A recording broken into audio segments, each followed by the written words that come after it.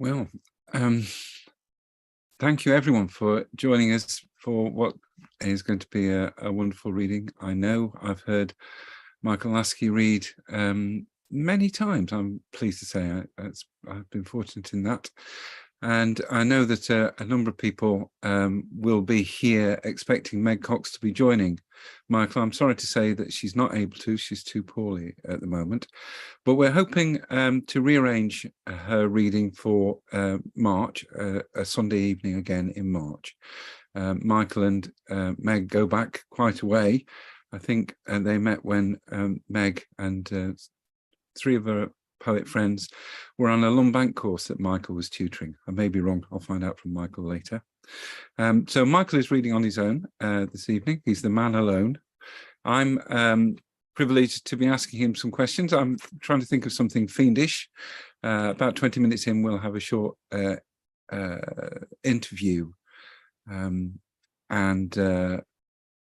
think Michael may well read a poem of Meg Cox's too. I'm just going to say we're here really to celebrate the launch of this rather splendid book with a really lovely cover by someone called Tim Laskey. I think he's a relation. We'll find out. I know Tim's Michael's son. And the last cover design, actually, I think that Katie, who was our marketing person and designer, did for us. Rather lovely. I'm going to read something to embarrass Michael to start with. That his collections include The Man Alone, New and Selected Poems, Weighing the Present, and a very selected pamphlet. He has been shortlisted for the T.S. Eliot Prize, and his books have twice been PBS recommendations. Michael co-edited Smith's Knoll for 21 years and co-founded the Aldborough Poetry Festival, which he directed through its first decade. He now runs the Garlic Press, which publishes work mainly by Suffolk poets. I've just been reading this book by Martin Hayden, which is rather splendid, a Garlic Press publication. I'm going to invite Michael to join us now, and he's going to read for, as I say, for about 20 minutes. Then there'll be a time for us to chat back and forth, and then Michael will read a little bit longer. And then, this is the key thing, we're hoping that some of you will have some questions that you'll tell Susanna, and she'll relay them to me via the chat. And well, good evening, Michael. Peter, hello. Shall I start by reading a Meg poem? I'd like to do that. Please, and then I'll disappear after you've read the poem, I think. Right, so you're going to stay there and respond to the poem? Yes. You're the audience reaction. So it's a little poem I've always been fond of Meg's, called Showing Promise.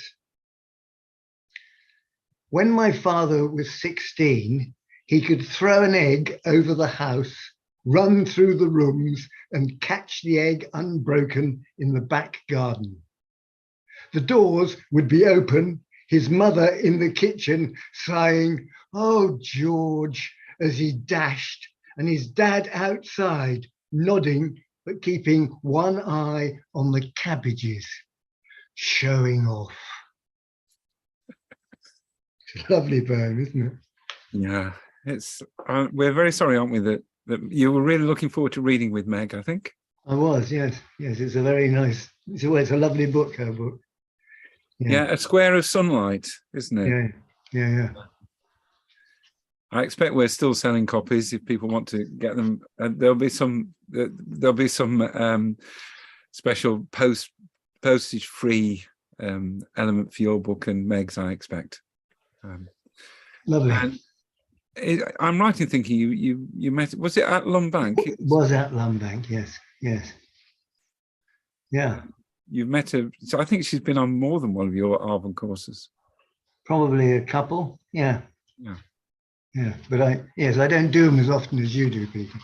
I expect she's been on more of yours. No, I don't think so. Anyway, we're really glad, Michael, that you're reading for us. We're really looking forward to it. We're Anne and I are particularly proud to have published between ourselves, and we're looking forward to hearing you read. I'm going to disappear now. Right. Lovely. So I'm going to start with the title poem, which is about my youngest granddaughter when she was probably 15 months. She was just starting to walk, slightly uncertainly. And here it is, Between Ourselves. Vertical now more often this week, you reach up for a hand, a hooked finger or two's enough to hold on to keep your balance, your feet staggering us from room to room, across gravel and the rough grass with its tufts and dips. I never minded before this, having to get a grip round your whole hand or wrist in case you trip, which you must dislike. You try shaking me off.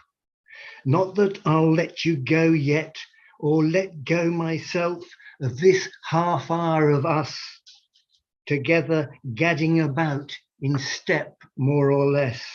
My stoop and the inches the nurse at the doctor insists that I've shrunk, advantageous for once, bringing us closer.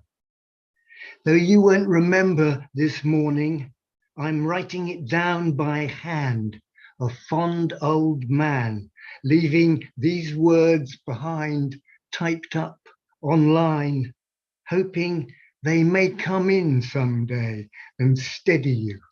Now you're on your own. So that's Hazel. So it's easy, isn't it, to love your grandchildren?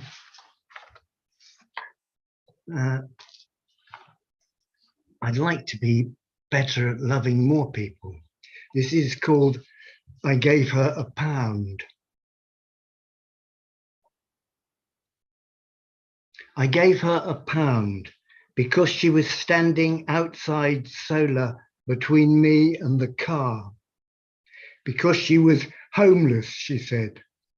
Because she called me sir. Because she asked me for money, some change. Because it was the least I could do. Because she was young. Because of the cold, the daylight going, snow forecast. Because of her tracksuit bottoms, her grubby fawn anorak. Because she was scrawny, her face gaunt and blotchy. Because I just spent $9.95 on rocket and cherry tomatoes, paper towels, and a packet of fat balls. Because I'd remembered the food bank too late. Because other shoppers were converging on us from their cars and emerging through the sliding doors. Because she had to get back to Ipswich and had lost her bus fare. Because I didn't believe her. Because she'd had to come down to the doctor's, she said. She used to live here. Because she seemed vaguely familiar. Because I felt trapped, too ashamed to look at her anymore. Because I couldn't give her any less, I handed over a pound.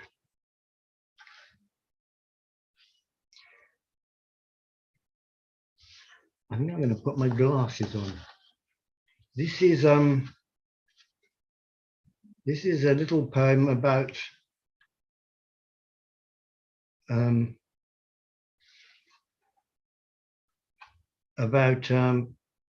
dead friend of mine appearing.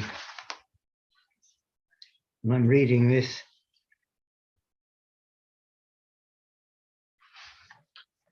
He was a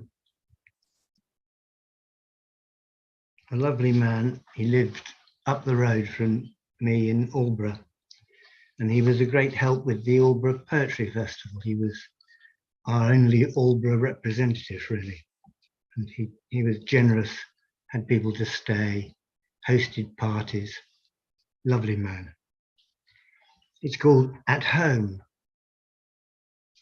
Without ringing or knocking, he came through the front door, when I happened to be standing in the middle of the hall.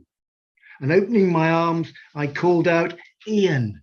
Months and months it had been, and we hugged.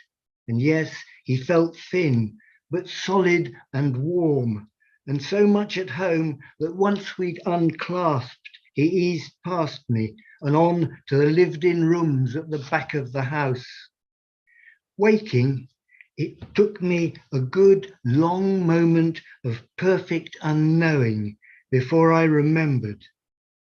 And even so, I was so buoyed up by the joy of him just dropping in that meeting Janet by chance weeks later, I poured it straight out. And in return, she told me hers, how he'd appeared at the foot of their bed, her feet, as always, uncovered, and how gently he'd taken hold of her left big toe and squeezed. Janet, I'm particularly reading this because Janet died this week too. She was 93. And she was a lovely woman also. And this is a very little poem called Saturday Morning, although it's Sunday night. It's always the day after their death, and always about to disappear round the corner at the top of Dinsdale Road goes a small boy skipping along at his dad's side, and now they've gone.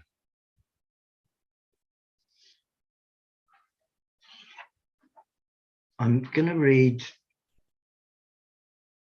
the rest of the poems are going to be from there's a sequence in the middle of this book called Selfies.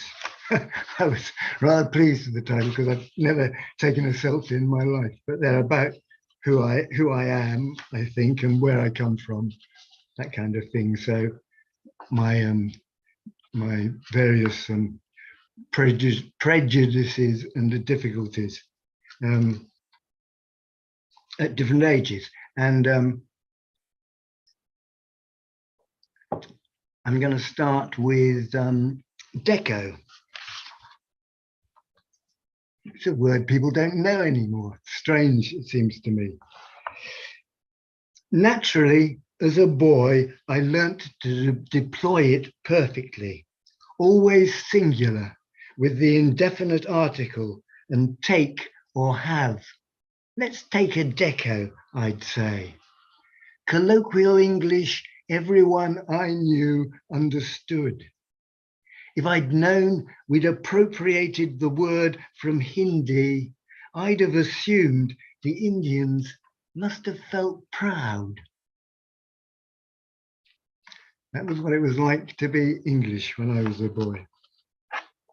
This is the next one, which is, so they're all alphabet poems, these. So they go, that was deco. This one's E, eventually. And this runs on from the title. And this is about my mother who had a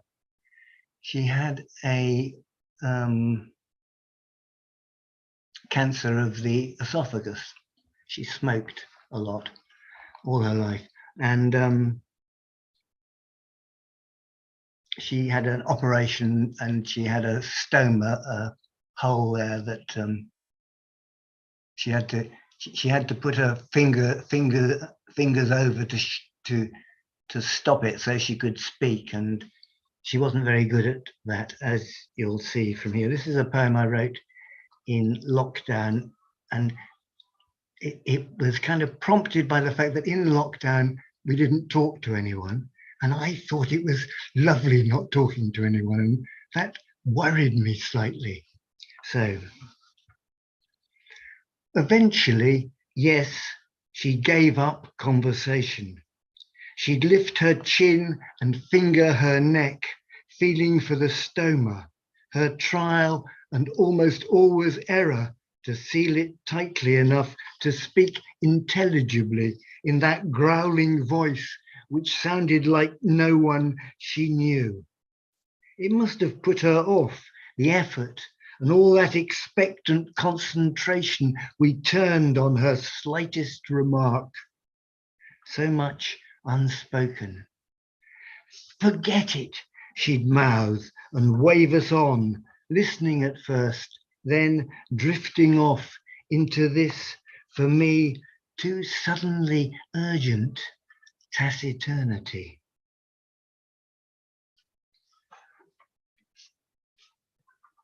Now I'm going to read the G, which is gay, which is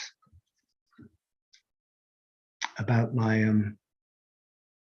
difficulties coming to terms with that word, really. What a long way we've come from when, in my childhood, it would have described, say, a summer fete, the flickering bunting in the vicarage orchard, which may be partly explained why, years later, as its meaning changed, I wouldn't bring myself to adopt its newfangled sense, preferring just to drop the word, not to use it at all. To me, homosexual conveyed anything but. For decades, coloured not only by school, by my own unspeakable crushes, and in another house, what's his name, expelled, sent home in the middle of term, his father a prison governor, so they said. And ages after legalization, the whiff of those dirty public toilet tricks still hung around it, in spite of E.M. Forster and Patrick White, and hearing Allen Ginsberg read on Neil Cassidy's ashes that time in the Queen Elizabeth Hall, for example. So many reasons over the years to come round. Why couldn't I learn from my sons that it's hard to believe how long I've clung on to my malaise, which finally admitting to myself has eased, being forced to think it through, thanks to this invitation, which I'm pleased to accept to your wedding, dear Joe and Andy. And this is this is hot air. This is the H. And this is about getting old, of course. Though I'm steadily losing height, and more steeply now than I'd like, what I haven't jettisoned yet's the belief that we can change our lives if we want to, improve ourselves. And though low cloud, power lines, treetops and the ground's coming up fast, I still can't quite wipe that smile off my face at apostrophes in the wrong place.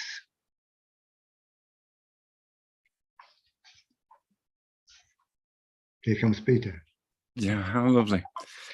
We're going to have a quick chat now, Michael, aren't we? And I thought we might start with whether it was a different adventure writing the selfish poems, because you had a structure there and you're drawing on your life, or did they arrive the way all your poems arrive? Well, it was rather nice to go on writing them. Yes, it was good, but it was the same process. I had this random thing of 5-line verses, and that was fun. So I knew what I was doing, and I had a lovely time going through the dictionary, finding, I went through it. I made lists of words I might possibly managed to write a poem about. And I mean, it took 3 years, did it, or something? I mean, it wasn't, right. They spread out over quite a long period, and quite a lot of them, I had to write other ones because you didn't like them, Peter, or my poetry group didn't like them, So, and I didn't like them, I suppose. Eventually, I could see what you were saying, so I had to write other ones. So I And didn't write them in order. I wrote them, you didn't go I'm doing A today. No, I didn't do that. No. Well, I did ABC, I think, but Yeah. I'd done ABC before in my last book, and I was going to do all words, random words, and then after C, the sequence stopped. Yes. That was going to be all about words. I did a bassinate, and I can't remember what the other A, B, and C were, but they were there. It's it's one of your quiet passions, I think, words. Which seems an odd thing to say about poets being interested in words, but I think you, more than many poets, are interested in the oddness of words, and you have favourite words. And I remember it was an Arvon course or a Tinouth where you actually, I think, because you used to co-tutor with Anne. And I remember you actually, one of the icebreakers with the students was, just come up with their favourite words, write down a list of their favourite, apropos nothing more than that enjoyment. Yeah. Well, they are a physical, marvelous pleasure, aren't they? The words, and where they come from and what they mean. And I don't know anything about them really. I've got all these dictionaries. I keep on looking up things. I have to keep on looking up things. Where does livery come from, for instance? Yeah. Livery. Kay Yeah. and I were out on a walk today and we passed a livery stables. And I thought, livery? Why? I haven't looked it up yet, but Yeah. I will. Yeah. Will you look it up in the shorter Oxford? I will, to start off with, and then I'll look it up I've got an etymological dictionary that I bought as a present for my nephew, but he'd already got one. That's handy. Is it the Chambers? He gave it back to me. Is it the Chambers one? No, it's huge. It's the Oxford one. Right. Yeah, it's lovely. Yeah. And will you be reading Onions later?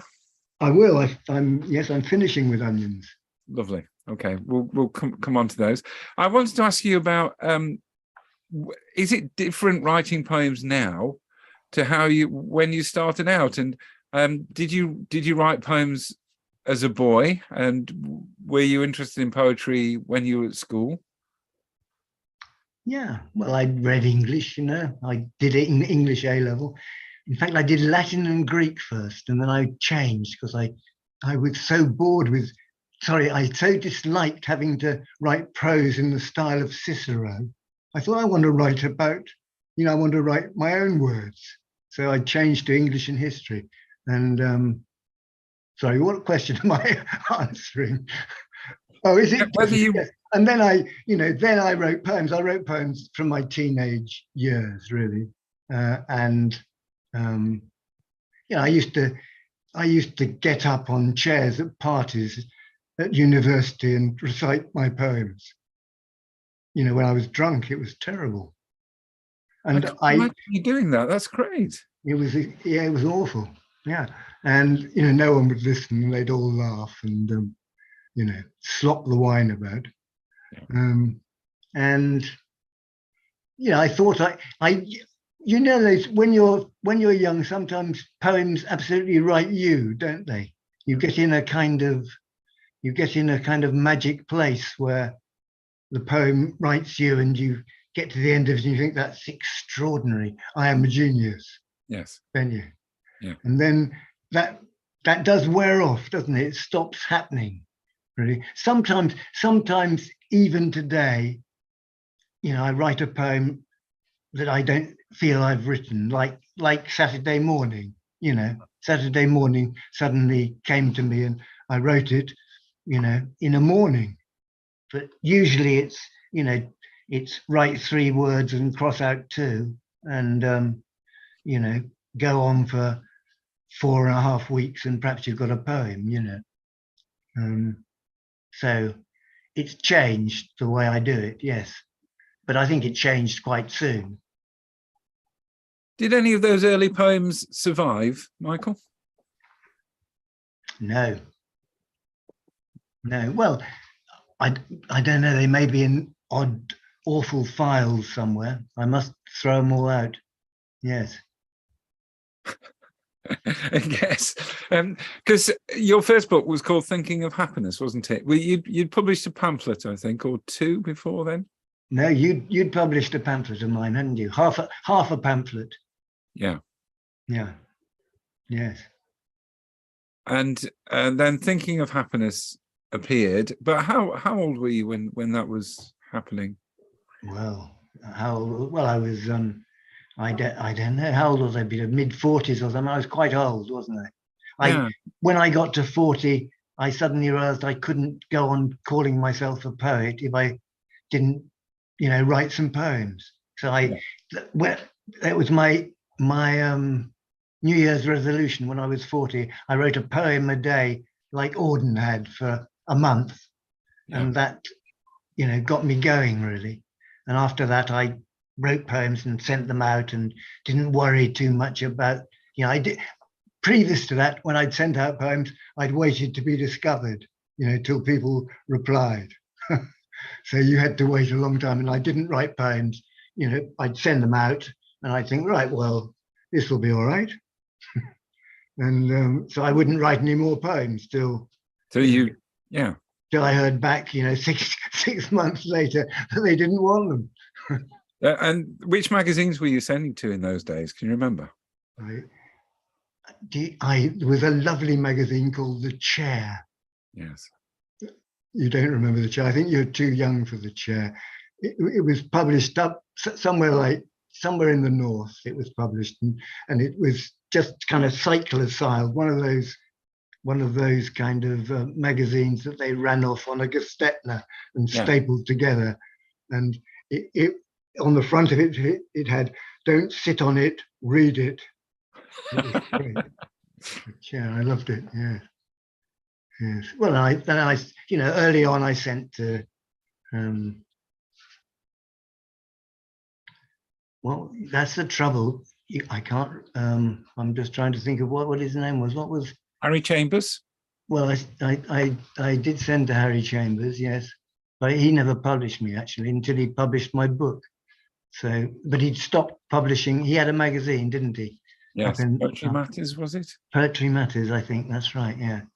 And what was the I can't remember, Peter. I'm sorry. That's the trouble. Prepared you really. It's COVID, I think. What is? I was not remembering things. Right. Yeah. Okay. Yeah. Yes, I think it is too. I think you're quite right. Yeah. Yeah. I think you didn't write the selfies in alphabetical order. I think we've established that. Is that right? Yeah. Yes, not at all. Thea Smiley's sent a question through already, which is good. If people want to send questions in the meantime, that would be great. So did it feel, where I was heading really with this was, did you get a sense with this book that you were doing something? Because I think it is quite a different book to Weighing the Present, for instance. And did it feel a different book writing it, or was it exactly the same process? Well, it did have these core selfies, it had something like that, but on the whole, I write poems, one by one, and they come one by one, but this felt like, it did feel a bit like a last book, really. I mean, I hope it won't be my last book, but that was why I got onto selfies, really, that I wanted to say something about myself, particularly. So it had that feel of, yes. Previously, I haven't felt quite so vulnerable, perhaps, Yes. Your poems are always, almost all draw on your own life, and yet you're surprisingly, and you're there, but they're not about you. That's really that's a. And there are other people, aren't there? Some poets. It'll be a shock to you, Michael. I should have warned you. I was going to say this, but there are some poets who are completely full of themselves. Whatever they're writing about, it's always about them. But you're not that kind of poet, and so the selfies. Yes, I can see that. Yes. Element. I wanted finally to ask about, you mentioned your poetry group, and there's the Garlic Press and so on. How much is poetry still, at the centre of your life, or maybe it isn't at the centre, maybe it's never been at the centre of your life? It's been at the centre of my life a long time, Peter. It is still at the, it's what I do in the mornings.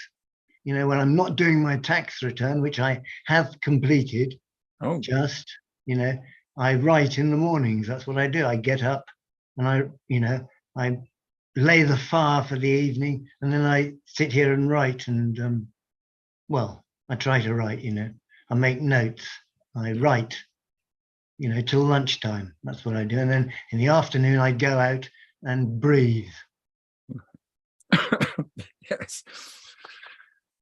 Great. Shall we go back to the reading? There right. are only 4. If you felt like you wanted to, I'd be very happy for you to read more than the poems that you've told us about, that we've put, that people are able to read by the side. Those people are troubling to do that. But if you wanted to add more at this stage, we've got plenty of time. And I'm hoping there will some other questions. And then at the end, you're going to read a final poem, aren't you? I am. Right. So I'll disappear again. I'll go on then, John. Please. Yeah. Right. Well, the next one I'm going to read is L, and it's Litany. And this is a poem. This describes an experience I had after I left university. I was going to go into publishing, but unfortunately no one wanted me, so I went to Spain instead. I thought, well, I'll learn a language, and I went to Spain to teach English as a foreign language, and I worked for the Berlitz school, and I gradually learnt Spanish. And one day I was what I must say is that I was kind of Church of England. I was C of E. I'd been a choir boy, and I believed in God and all that. And I liked evensong. And this day it poured with rain, and I went into a Catholic church, and they were doing the litany in Spanish, and it was so entirely beautiful. It was so entirely beautiful that I was kind of bowled over. So this is called Litany. Not litany, no, though it comes close, falls open on an alien long ago afternoon in Spain, driven in by a storm and stilled by the quiver of candles, the call, and enough of the priest's gleaming phrases of praise understood to be eased down onto my knees with the rest of the congregation, praying the responses. Who wouldn't have wanted help from their mothers? But not litany, though, for all its long-term appeal, when lukewarm is always with me. Oh, not to be spewed, dear God, out of your mouth. I was always struck by that. The lukewarm ended badly. So the next poem is the M, and it's moment, and it's about a cooking moment.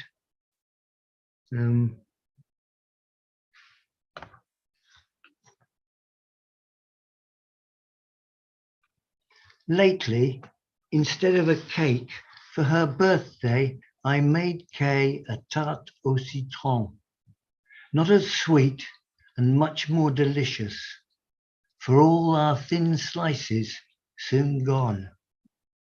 But what stays with me, what I keep on replaying's that moment when, after stirring away for so long at the butter and sugar, the eggs, lemon juice and zest, and beginning to doubt, to wonder, do I need more heat? Or maybe I shouldn't have left out the 4 extra yolks or cut down that bit on the sugar. When the whisk I'm swishing about in the pan senses a slight resistance. And yes, it's thickening, now visibly stiffening. Thank goodness I'm finished. Give it 5 minutes to set in the oven.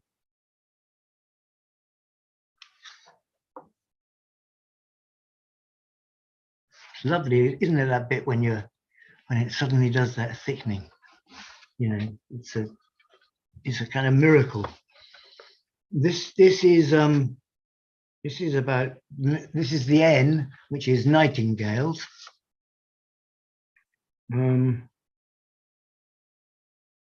What do I need to say anything about this? I don't think so. I do nightingales every year. I go out to listen to them after supper. And I was on my own. Often I go out with Kay, my wife, but I must have been on my own on this occasion. Who wouldn't feel a bit low, biking back into town again from another vain after-supper ride round our nightingale woods, where they're 2 or 3 weeks overdue? And though it's worrying what we've done, it's a warm, still evening, perfect for hearing them sing. And being in no hurry to go in, I pedal on past my turning to check if it's true. Our local, the volunteer, shut up for years against the odds, has reopened. And yes, it's alive, lights, music.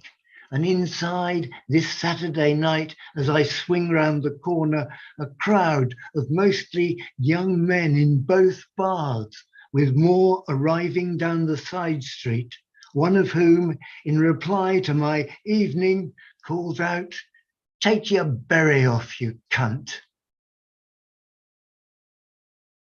It was quite a surprising. It was, you know, I was feeling quite genial. And this is the last poem I'm going to read. This is the O, and this is called Onions, but it's not a cooking poem.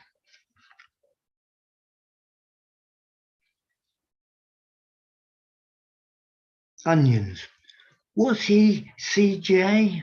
Rings a bell from the torn, long gone title page of the shorter Oxford I bought one Saturday morning at Smith's in Worksop, the shopping precinct, 50 years ago with my second month's salary, and carried back to my bare attic flat, the spring in my step roused by my present to myself, the meaningful weight of its 2,500 pages, even more engaging, though dog-eared and crinkled and foxed, now that words are growing absent-minded and will keep wandering off and leaving me blank, I don't know how long for. Some urgency then, to remember how much I owe lexicographers. Oh, let their names be blazoned in gold on the spines. Thank you. Oh, splendid, Michael. I'm rather hoping that we might get you to read a couple more poems before, as perhaps at the end you could read 2 or 3 poems rather than just one. We'd rather sprung that on you. So see how you feel. 2 questions have come in. Both they're very similar. Sue Spears asks, Who is Michael enjoying the work of? Fave poets of the moment. Which, they may not be new poets, of course. They may be poets that you're rediscovering or taking down off your shelf for the first time in ages. Well, I'm getting to that age, you know, when people die, don't they? I mean, David Scott's just died. I've been reading David Scott, and Charles Simic has just died. I've been reading him. It kind of reminds you that you know, I've got lots of his books, lots of their books, and so I turn back to them. You know, I've got on the table here, I've got Simic, I've got Jane Hirschfield too. Jane Hirschfield is rather fine, I think. I've been reading lately, and I've been reading Sharon Olds. She's got a new book out called Ballads, mysteriously spelt with a Z at the end. I don't understand it. Ballads. Yeah. I've been reading that. David Scott, Blood Axe poet. That's right. A vicar. Vicar, yeah. Yeah. Yeah. And yeah, it's ages since I read. I didn't know he died. I certainly didn't know that Charles Simic had died. Well, You didn't? obviously I didn't know that either of them had died.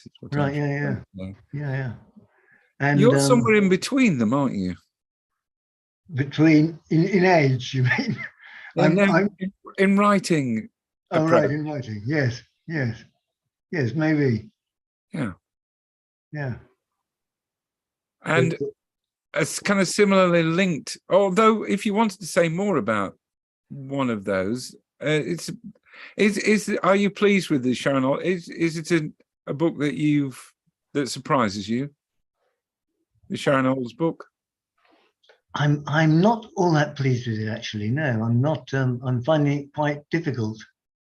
But someone gave it to me because they know I like Sharon Olds. Yeah.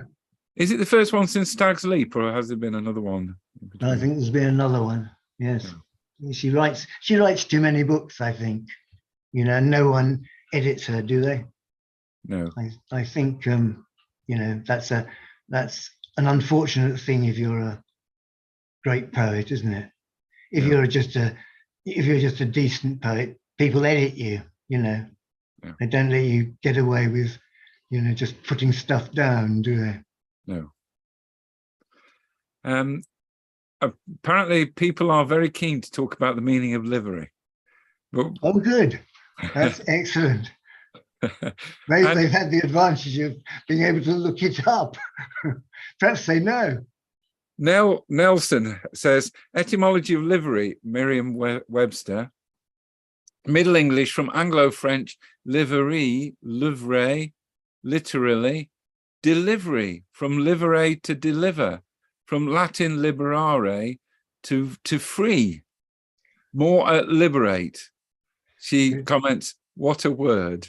But it doesn't seem to say it. I mean, what a livery, you know, we were passing a livery stables. I mean, what's that? That's not about liberating anyone. That's about looking after horses, feeding them, mucking them out. Yeah.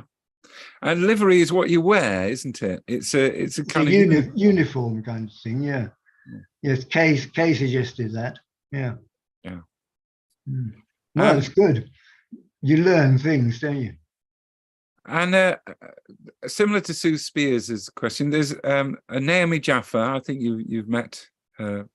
Yes. The lovely Naomi says, if the Aldeburgh Poetry Festival was still going, who would you be excited to invite to read?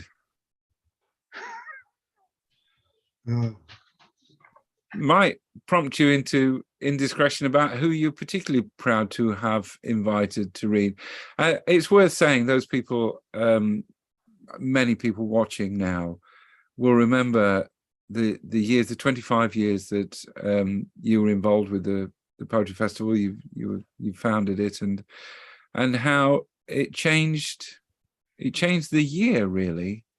And some of my happiest times were and the most moved times of my life were in Aldeburgh, or Snape.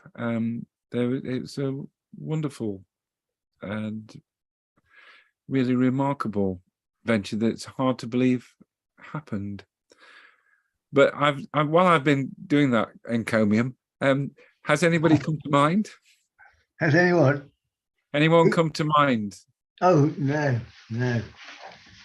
I think that's why I stopped doing Smith Knoll, really, because I thought it's time for younger people to do this kind of thing, because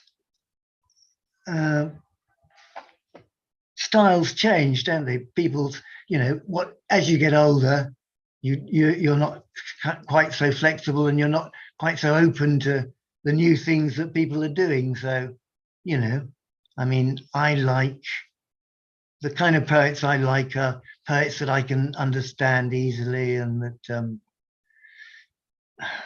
that I feel I read all the magazines still with pleasure and interest, but I get odd poems. I don't get the same. I don't feel kind of central. I don't. I think when I did Smith Knoll, I felt, well, what I'm doing here, I'm publishing the kind of poems that I'd like to read, and that people are writing. I felt that was what we were doing at Smith Knoll. We were a platform for new poems, new, well-made, coherent kind of, not postmodern poems, really, just poems that helped you live your life, really. Yeah. And so I think, I stopped because I thought, well, it's another generation's turn to do this now, and that's why when I send poems, as I did send some poems, about 2 years ago to the Poetry Review, I didn't expect them to take them, and of course they didn't take them. It is surprising, isn't it? The Aldeburgh Poetry Festival, with you and Naomi and Dean running it, you must miss it, I guess, and you must also miss what you've just been talking about, Smith's Knoll, which, what was remarkable about it was you could open it anywhere and you'd actually then end up reading the thing, because some poetry magazines, you rather bounce off them, don't you? But it was always readable, and it was always, you was having read that one, you didn't dismiss the poem once you'd read it. You hadn't exhausted it once you'd read it. Yes. Yes. But maybe you don't miss editing Smith Knoll.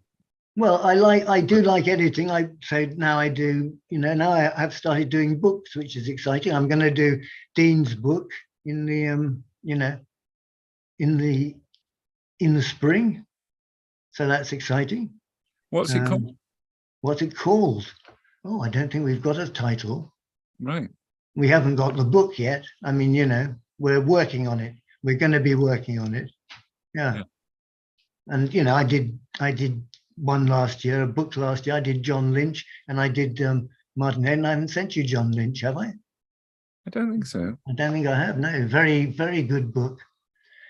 So, that's lovely. I love that editing thing, that working on people's poems, and I love, workshops. Really, I love that thing where you give people a prompt of a poem, and you give 10 people a prompt, and you get 10 different reactions to it. You get 10 different poems. I think it's just wonderful, and 2 or 3 of those are absolutely wonderful poems that they've written in 10 minutes, and you think, this is fantastic.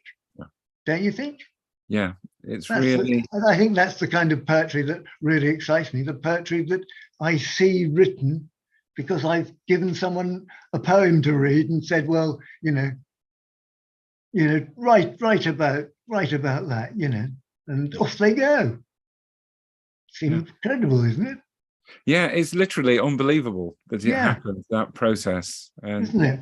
Yeah. And what is very nice is that people who are very different in temperament and like different kinds of poem, as soon as somebody reads back something which is working, everybody knows that, oh, this one's really alive. They know it at once, don't they? Yeah. Yeah. And they Wonderful. may take them away and fiddle around a bit and, you know, rub an edge off or something, but it turns into a real poem, and you come across it in a magazine and you think, wow. Yeah. Yeah. You think I've not entirely wasted my life, you think. Judy Smith says, I note your 5-line poems do not have a lot of obvious rhyme, but use an 8-syllable form for each line. Can you talk about your method of form? My method of form. Yeah.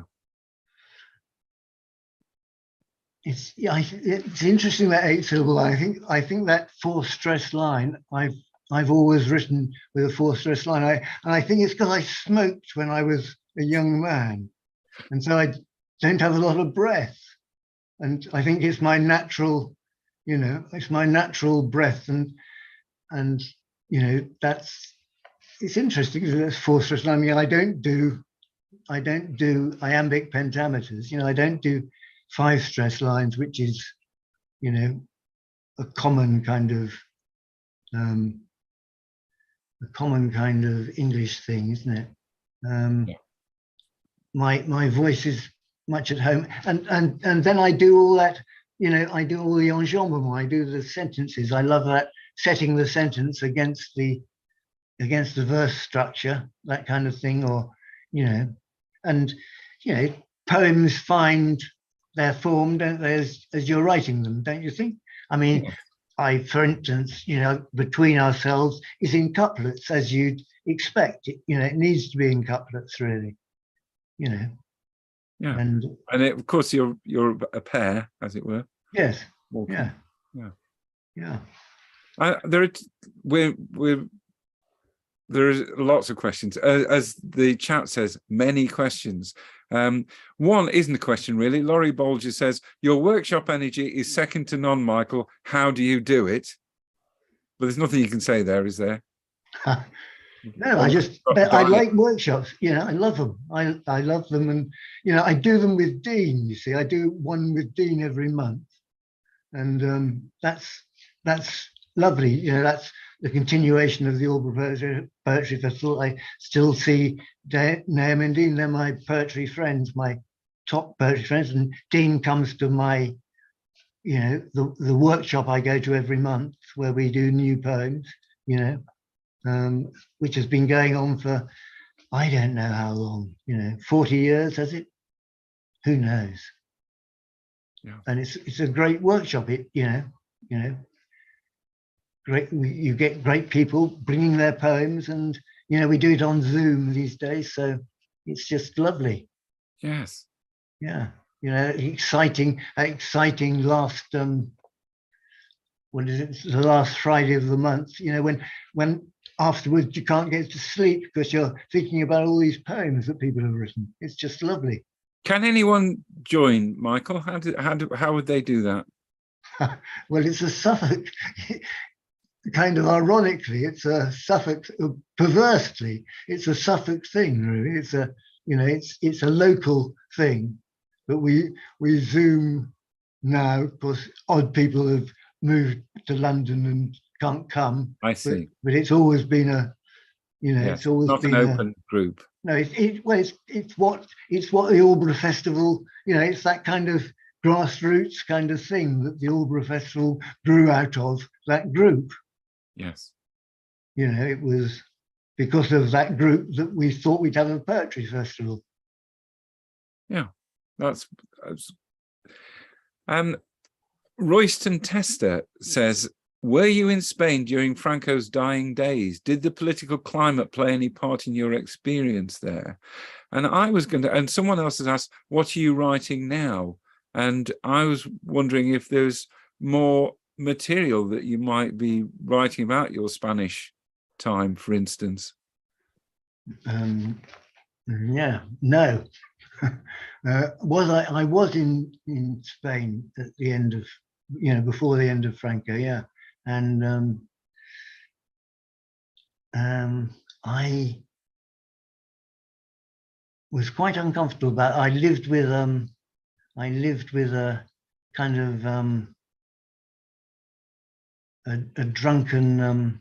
I lived with a really interesting couple, who she was a nun who'd they had a shop.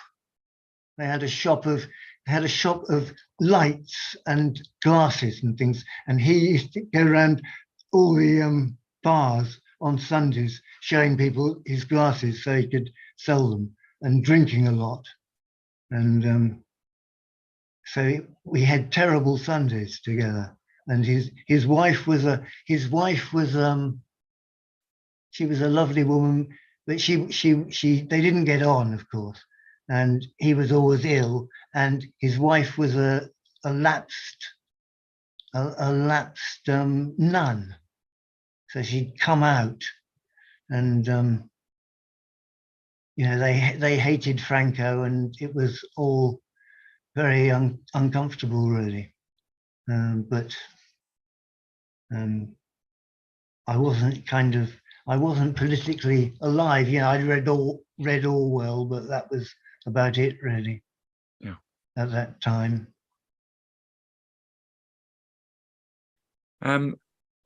We're going to have to finish very soon, I think. But part of that question was, what are you writing now? Well, actually, it's two questions, wasn't it? What are you writing now? And Nan Kennedy asks, Michael, do you write a lot and cut it back, or find that you don't have to chop much of the drafts? So if you could answer those two questions simultaneously. Well, I creep along. Do I cut back? Yes, I do cut back. Yes, I'd say it was a process of cutting back. Yes, but actually, I write.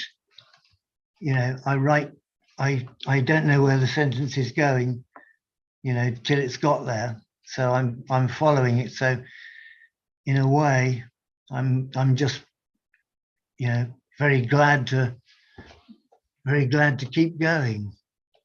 Particularly, because language is leaving me a bit. Do you find that? Of course, you're much too young, but we both had COVID. Kay and I have conversations where, I don't know what word I'm going to say next. I don't know what the word for, livery.